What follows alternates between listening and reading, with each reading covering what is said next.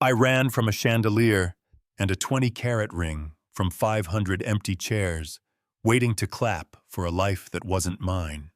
I ran into a service hallway that smelled like lemon cleaner and hot metal, sat down in a red rehearsal dress that felt like a trap, and tried to breathe. You know what I mean? When your smile says, "I'm fine," but your lungs are filing a complaint, a voice said. "Ma'am, you okay?" And I looked up at kind eyes in a green maintenance uniform, name patch, Marcus Reed. He didn't touch me or crowd me, just cracked a water bottle and set it near my hand. "Small sips in through your nose, out through your mouth, you're safe." The word safe hit like oxygen. We sat on the floor across from each other under a buzzing light, and when he asked if I wanted to talk, the truth slipped out before I could catch it.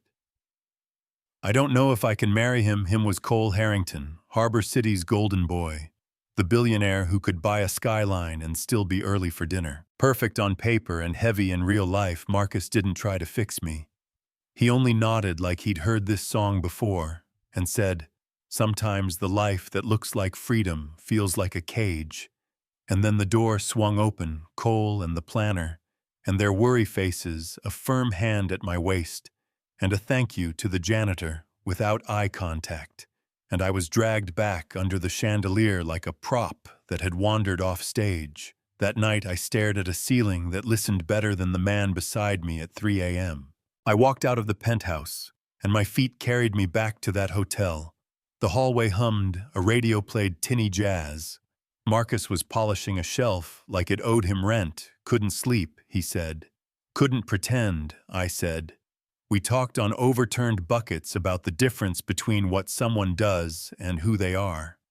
"Cole builds things." I said. "He changes budgets and laws and calendars, but who is he?" I didn't know his laugh when it's ugly and real. Didn't know what scared him at 2 in the morning when the lights are off. "Does he know you?" Marcus asked. "Not the gala version, the you." "You." I shook my head and said, "The part I avoided. I used to paint loud and honest until I learned rich people buy quiet to match their sofas. So I put my real work in a storage unit and called it practical." Marcus pulled a beat-up notebook from his locker, counseling classes on his phone. His mom's addiction, his promise to be the kind of help that actually helps. It was simple, and it cracked me open. The wedding day moved like a commercial, stylists and cameras, and everyone saying, "Perfect." My mom squeezed my hand and said, "Security over." "Butterflies," my best friend Jules whispered. "If you sign while feeling like this, you will hate yourself, and eventually him choose wrong for you, and you're still wrong. Choose you, and at least you can live with you." Here's the first twist. We did the ceremony, but I never signed the license. Yeah, that happened.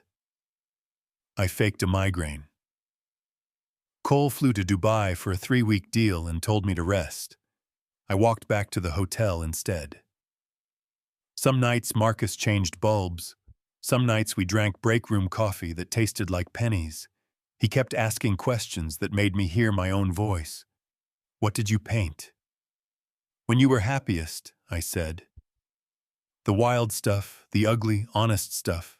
And he said, "Then let's go get it." Midnight ride to my storage unit, dust and drop cloths. There was my mother in oil, all steel and tenderness. There was a self-portrait blooming into thorny flowers. "Why did you stop? Because no one wanted them, did you?"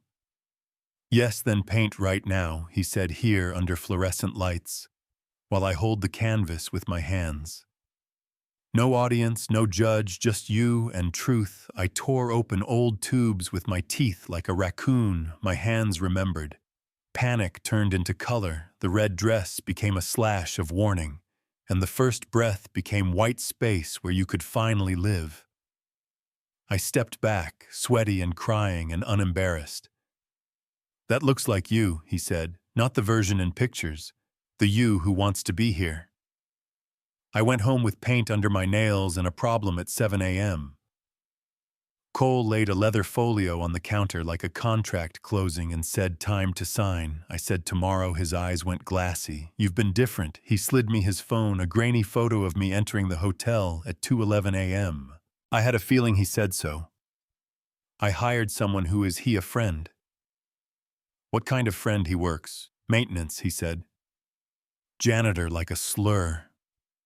And I felt my throat light up. "I've given you everything," he said. "Anything you could want except oxygen," I said. "Except a life where I can tell the truth." "You're being hysterical." "Don't call me that," he straightened. "Noon at my attorney's sign or don't come back. Make your choice, though." The door clicked like a gavel at 11:50. I was in a rideshare. Pointed away from a skyline view, my mother's calls stacked up, his mother's too. The planner texted a skull emoji. I turned the phone off. I moved into Jules's spare room and cried like a faucet somebody forgot to shut. Then I went to work, a community arts center on the south side. Hired me for peanuts and purpose. I taught kids to paint with butter knives. If brushes weren't handy, I started sleeping with my jaw unclenched. I texted Marcus, updates like postcards. He replied, "Proud of you," and sent memes so bad they worked. My mom stayed silent until a car clipped her in front of the corner store. Harbor City General Room, 514.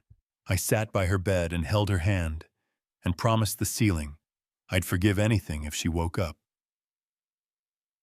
Marcus showed up with real forks, because plastic is an insult, and sat with me in the fluorescent ache.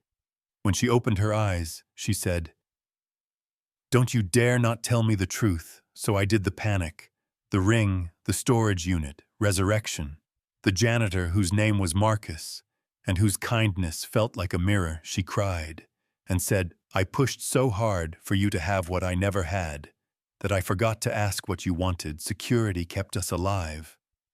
I thought that meant it had to make you happy too. We didn't fix years of fear in a scene. But we started telling the whole truth again. One night, Marcus took a breath like he was stepping off a dock and said, "I care about you more than a friend." And I said, "I think I do too. But I need to learn how to be mine before I try to be anyone else's. Then let me be your quiet," he said. And he was the next twist. Didn't come with violins. It came as an email from a foundation I'd never heard of. They'd seen our work, wanted to fund an expansion, and they wanted me to lead it. I thought it was a scam until I saw the signature, and later found out who had put my name on their desk. Cole. "We met at a coffee shop that didn't know what single origin meant," he said. "I came to say you were right. I made you a project because I didn't know how to love what I couldn't control. I'm in therapy. I gave money to your program because kids who find their voice early might save themselves. Years of pretending, no strings. I'm not trying to win you back. I'm trying to stop being the guy who needs applause to feel his own heartbeat." "Are you happy?" he asked. I pictured rent due and a fridge with mustard and half a lemon. Pictured a boy who painted his father's absence as a blue square, swallowing a red dot. Whole pictured breathing without asking permission. "Yes," I said. Grant. Landed weekend classes and real brushes and snacks that weren't sugar.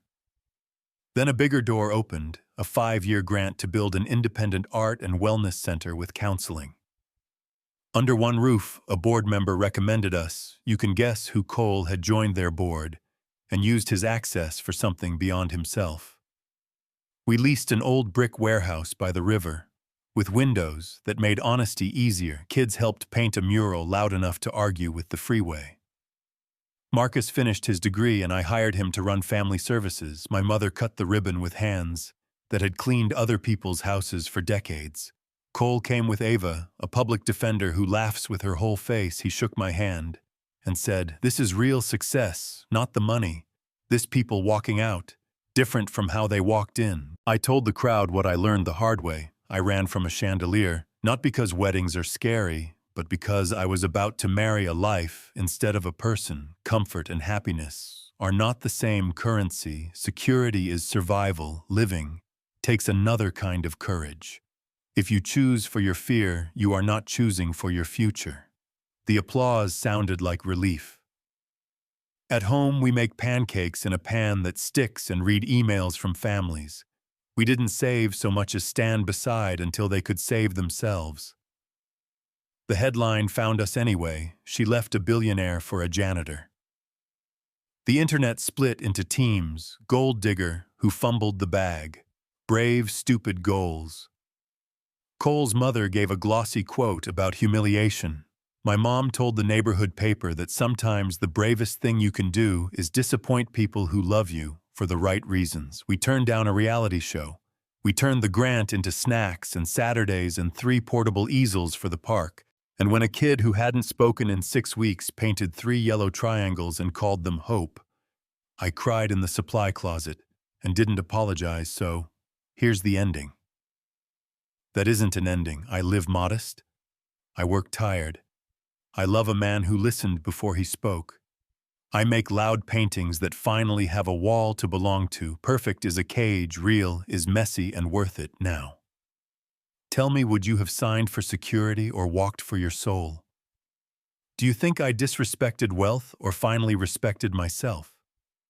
If you've ever chosen a smaller paycheck for a bigger breath, or been judged for loving outside your tax bracket, drop your take, tell me what's fair, what's not, and what the world keeps getting wrong about happiness, money, and who deserves what. Like and share if this hit a nerve, and in the comments, tell me what you would have done and why.